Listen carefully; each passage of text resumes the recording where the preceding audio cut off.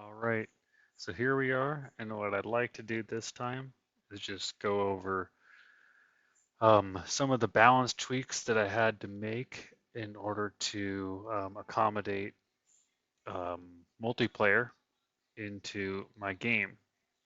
So here I have the character sheet, which is how their stats are distributed, and I tracked the HP, movement, and attack, and ran this 100 and some times.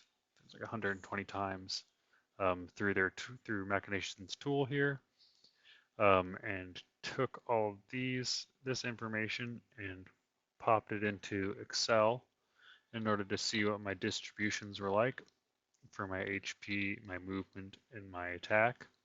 Um, so when I'm looking at the HP and the attack distribution, I want to use this in order to see how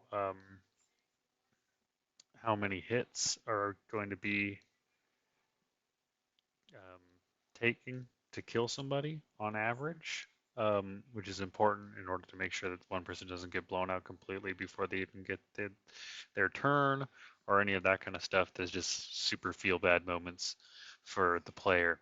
So what I ended up doing here is that I took on this one, I have the average, which was 15 is the average HP among all the characters and their chance to be leveled up or not.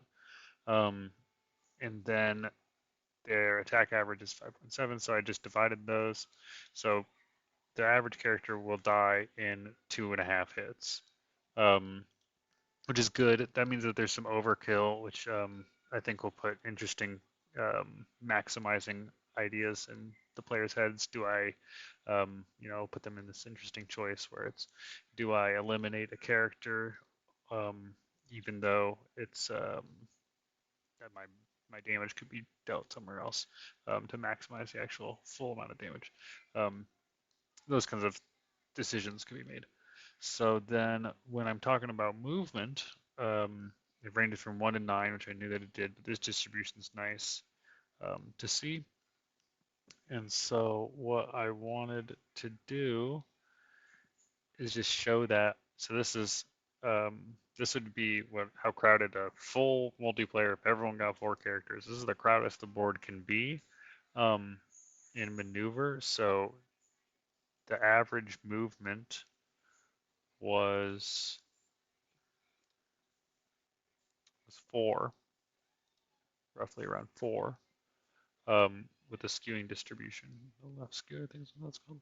Um, so if we're talking about 4, does that give people this person how big of an advantage can they really get based off of 4? 1, 2, 3, 4. 1, 2, 3. There. 1, 2, 3. I'll just put in there and then put this guy in. 1, 2, 3, 4.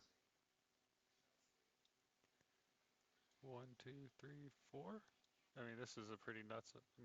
And then this was another chain here, here, here, here, here, which hits 1, 2, 3, 4, 5. I'm gonna do that again, just to display it, but it'd be right here to here. That's 1 in the middle right here, here to here. 1, 2, 3, 4, 5. So that's 5 characters getting hit, um, which is an extreme good moment for this player to be able to get that kind of chain and hit that many people right off the bat, which I think is good for the multiplayer game.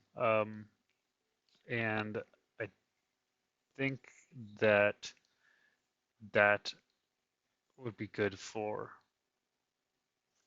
that multiplayer experience to really get that success in their mind. Um, so I think that what I've the changes that I've made through the course, which is a lot of changes to these coefficients here, which are the modifiers, how those happen. You can see here, this actually makes it so that it halves the points if they do go into attack or movement. And then the base stats get rolled here. Um, and this distribution actually works pretty well for balancing on the 9. I think this is 9, 1, 2, 3, 4, 5, 6. 11. Actually, this is 11, which is one larger than the grid that I'm used to, or that I had before. So it looks like that now I know to expand my grid by one, which is good in order to accommodate multiplayer. And I think that it doesn't diminish from the one versus one either. Um, so that is, so the next level that I'm taking my game to, essentially. So thanks for tuning in, and we'll see where this goes from there.